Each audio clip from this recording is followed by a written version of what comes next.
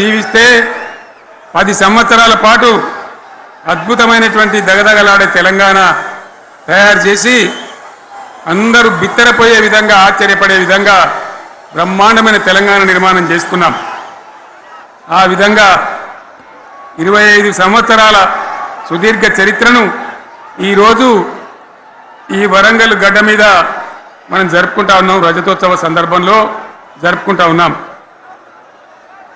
చాలామంది చాలా రకాల ప్రయత్నాలు చేసినారు.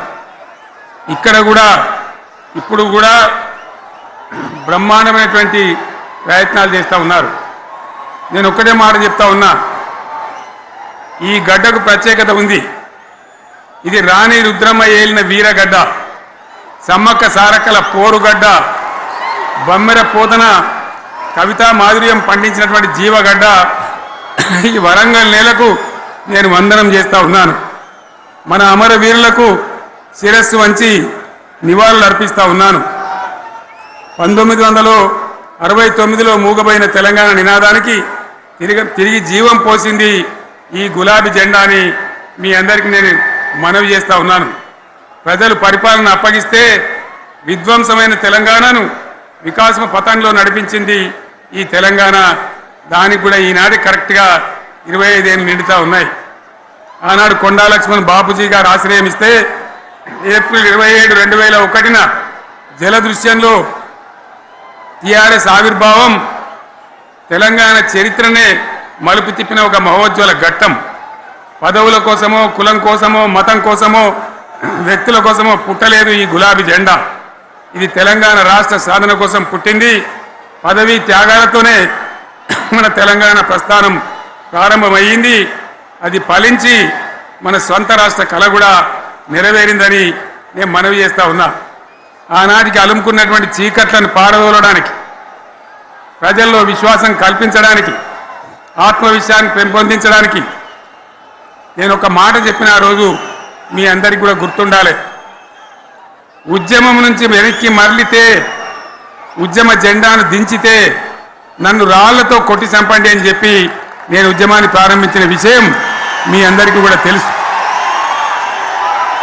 ఆ తదనంతరం జరిగినటువంటి స్థానిక పంచాయతీ ఎన్నికల్లో, ఆ తదనంతరం జరిగినటువంటి సిద్దిపేట ఉప ఎన్నికలో ప్రజలు బ్రహ్మాండంగా ప్రాణం పోసి ఊపిరిలిదితే అద్భుతంగా ఉద్యమం ముందుకు పురోగమించిన విషయం మనకు తెలుసు. 60 ఏళ్ల సమైక్య పాలనలో తెలంగాణది ఎంత గోస, ఎంత దుఃఖం, ఎంత వేదన, ఎంత హింస, ఎంత అణిచివేత చూసినామో మనందరికీ కూడా బాగా తెలుసు. గోదావరి కృష్ణనీళ్ళు దక్కకుండా తరలిపోతే తల్లి సనుబాలకు నోచని పిల్లల్లాగా తెలంగాణ బిడ్డలు రోధించారు. కరువుల కాటకాలకు గురయ్యారు. అర్ధరాత్రి కరెంట్లు పెట్టబోయి పాములు గుట్టి, తేలు గుట్టి చాలా భయంకరంగా అనాథల్లాగా చనిపోయినారు. ఆ రకంగా జరుగుతూ ఉంటే ఇక్కడ ఉన్నటువంటి ఆనాడు కాంగ్రెస్లో, టీడీపీలో ఉన్నటువంటి నాయకులు పదవుల కోసం పెదవులు మూసిండ్రు తప్ప ఏనాడు నోరు తీసి కొట్టాడలేదు. గులాబీ జెండా ఎగిరేదాకా కనీసం తెలంగాణ సోయిని కూడా ప్రదర్శించలేకపోయినారు. మీ అందరికీ తెలుసు, తెలంగాణ కోసం అవసరమైన ప్రతి సందర్భంలో పదవులు త్యాగం చేసిన వాళ్ళు బీఆర్ఎస్ బిడ్డలు అని చెప్పి నేను గర్వంగా మనవి చేస్తా ఉన్నా. కానీ పదవుల కోసం తెలంగాణను ఆగం చేసిన వాళ్ళు ఆనాడు ఉన్నటువంటి కాంగ్రెస్ నాయకులు అని చెప్పి కూడా నేను మనవి చేస్తా ఉన్నా. చంద్రబాబు నాయుడు ఆనాడు ముఖ్యమంత్రిగా ఉండి ఎంత ఘోరమంటే హైదరాబాద్ నడిబొడ్డున ఉండే తెలంగాణ గడ్డలో ఉండేటువంటి రాజధానిలో మన శాసనసభలో తెలంగాణ పదాన్ని నిషేధించినాడు. తెలంగాణ అనవద్దని స్పీకర్ ద్వారా రూలింగ్ ఇప్పించినారు. ఇదే జిల్లాకు చెందినటువంటి ప్రణయ్ భాస్కర్ గారు ఆ రోజు ఎమ్మెల్యేగా శాసనసభలో తెలంగాణ అంటే అది నేరమైనట్టుగా పరిగణించి తెలంగాణ పదాన్ని నిషేధించేటువంటి ప్రయత్నం చేసినారు. మిత్రులారా, మీకు అందరికీ చరిత్ర తెలుసు. ఆనాడైనా ఏనాడైనా ఈవెన్ ఈనాడైనా తెలంగాణకు విలన్ నంబర్ 1 కాంగ్రెస్ పార్టీ అని మనవి చేస్తా ఉన్నా. మనందరికీ కూడా తెలుసా విషయం.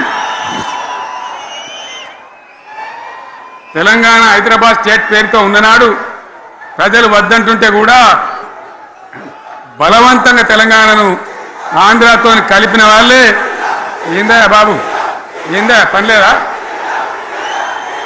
రెడీ ఎవరెవరు పోండి మీరు మీకేం పని లేదా ఈ 10 మంది కాదు కదా సభ అంతా ఉంది కదా ఉండండి కామ్ ఉండండి డిస్టర్బ్ చేయండి మీరు అట్లా బలవంతంగా ఆనాడు ఆంధ్రలో విలీనం చేసింది కాంగ్రెస్ పార్టీ జవహర్లాల్